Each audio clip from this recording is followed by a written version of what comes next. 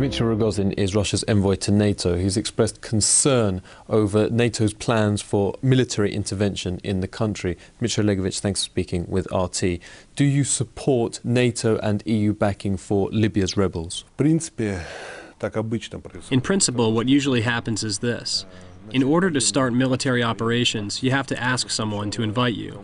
So it's not proper to come in uninvited. There should be a side doing the inviting. For this side to look presentable, it has to be legitimized. What is now happening with the Libyan opposition is approximately the same thing. The problem lies elsewhere. No one knows who these people are. In reality, we know just one person who formerly worked as part of Mr. Gaddafi's entourage. But all the others are total strangers. More than that, there is no information regarding the degree of consolidation of the Libyan opposition. The case in point, quite likely, is different centers in different provinces of that country. It must be said, incidentally, that the latest events in Libya indicate that Mr. Gaddafi is not going to surrender quickly. There are loyalty problems in his armed forces and the police force, but as long as the Libyan army retains its positions in Libya and wins victories over the Libyan opposition, it's a mistake to say that the collapse of the Gaddafi regime is just around the corner. This is why, to my mind, the West so far has been playing games for its own consumption. They hold meetings with all sorts of people, trying to invest in their powers, but that has nothing to do with the agenda of stabilizing the situation in this North African country. I think no one knows today what scenario is the optimal one. The problem is, we don't have the facts or enough information. The conflict inside Libya has become protracted. Many Arab leaders say as much. Even though the attitude of Mr. Gaddafi in the Arab world has always been highly complex, and despite the pressure that France and the UK are bringing to bear on the Arab League, we cannot say that everyone would be wildly enthusiastic to see a Western invasion in Libya. There is yet another important aspect that Arab analysts are warning about. They say that Mr. Gaddafi, if faced with foreign intervention, will immediately become a martyr, a victim in the eyes of the whole Arab world, and a very popular person. And no one wants that to happen. Are you concerned by France's call for aerial bombardment of the country? It's a big problem how to do it. From the technical military point of view, NATO doesn't have a clear idea about the level of training and quality of Libya's air defenses. Let's assume that a country which begins military intervention by launching an air attack will lose several combat aircraft. Libya possesses some sufficiently modern, including portable anti-aircraft missile systems. Who will bear responsibility for the first air casualties? No one. This is why, I believe, two processes are currently in progress. On the one hand, aggressive rhetoric is used and political consultations are held inside the Western states and in the UN Security Council. Work is underway to identify reputable opposition figures. But on the other hand, military planning is in progress that considers very different options.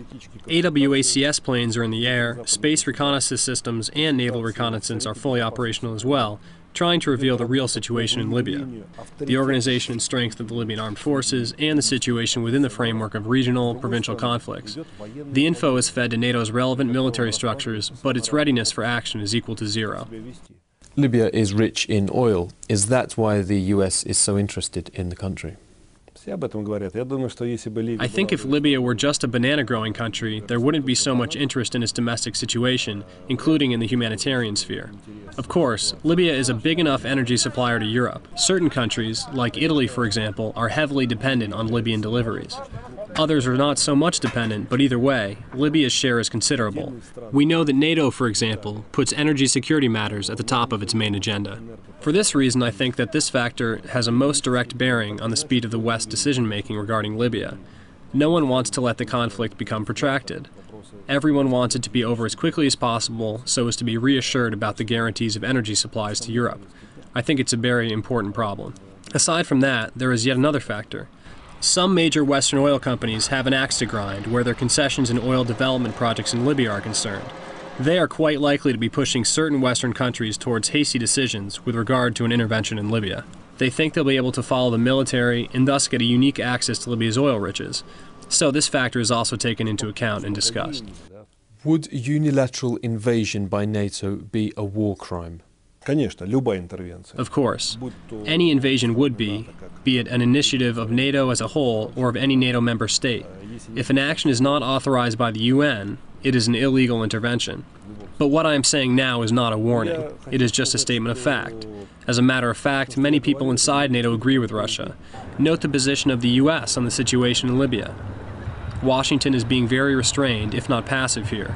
Some are laughing at the overly zealous France and the UK, saying that those two are running ahead of Uncle Sam.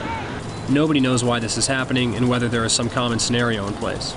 I think that the U.S. administration would not like to take any hasty actions against Libya right now.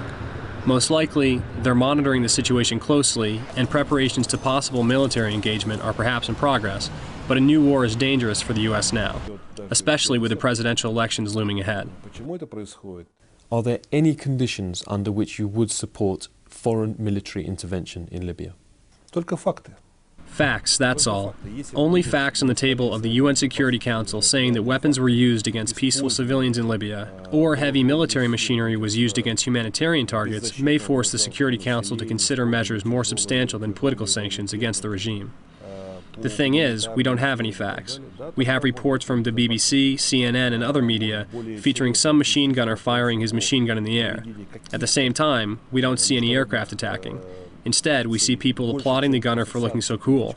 If there were a real aircraft attack in progress, they wouldn't be applauding. The footage we see on American and British channels looks fake. They create an illusion of military action. Where are the aircraft? Where are the bomb raids? Where is the destruction and casualties we hear so much about? If all that is true, evidence should now be on the table of the Security Council.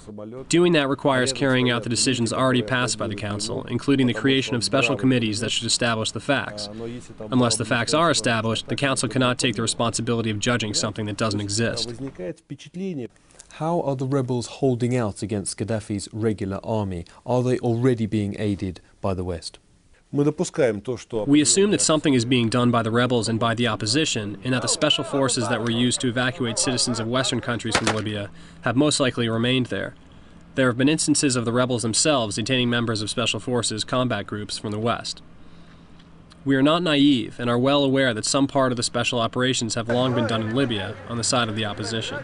Otherwise, Gaddafi, to whom most of the army and police forces are loyal, could long have clamped down on the opposition. Since he has not done so yet, it is a question of secret and illegal military backing by special forces.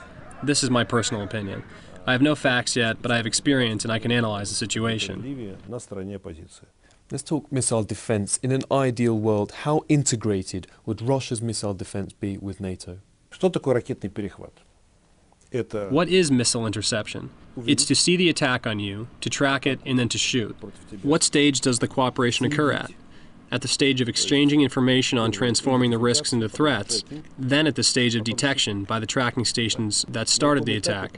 Thirdly, at the stage of identification of the target. This attack may be across Russia towards Europe, or U.S. bases, or across Europe on Russia. So, tracking the identification of the targeting is the third task, and the fourth task is to destroy the target jointly. Some NATO skeptics tell us that, or Russo skeptics rather, tell us that NATO can't be involved in the outsourcing of security for Europe. Well, that's stupid because Russia also means Europe. Russia is Europe and not only up to the Urals. In a political sense, it's as far as the Far East. Therefore, I do believe it's our common European cause, and we should think strategic-wise about the people's, but not our own egotistic interests. Not to dabble in politics, but be politicians. This kind of a system should be created in such a way that it could equally guarantee security both to Russia on the one hand and to its partners on the European continent on the other.